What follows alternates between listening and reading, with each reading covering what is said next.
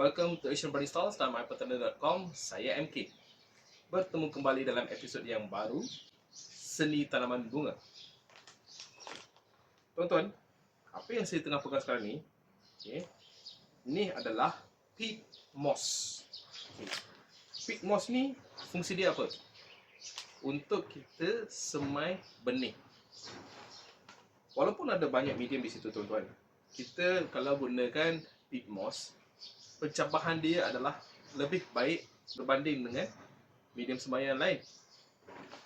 Ini adalah peat moss. So MK pakai peat moss jenis Holland. So pencabahan dia lagi bagus. Ada juga medium semaian lain. Contoh macam ni. Medium semaian ni nama dia apa? Ni MK tak nak bagi tahu dulu. Nak tahu? Tuan-tuan, MK di sini nak bagi tahu. Pada 16 dan 17 hari bulan Mei 2026 ada satu khusus semaian benih bunga yang bakal berlaku di Bandar Bukit Tinggi, Klang. Kepada yang berminat boleh join khusus tersebut.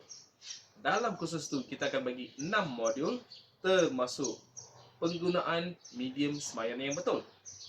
Kedua, cara semaian yang betul. Ketiga, cara pemindahan anak benih kepada pot. Yang itu sangat penting tuan-tuan. Keempat, penjagaan pokok. Kelima, research and development. Dan 6, surprise.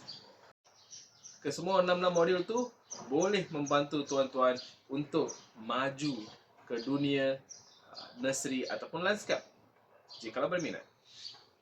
Bukan itu saja, petang ni jam 5 petang ikuti live mypertanian.com untuk kita semai bersama.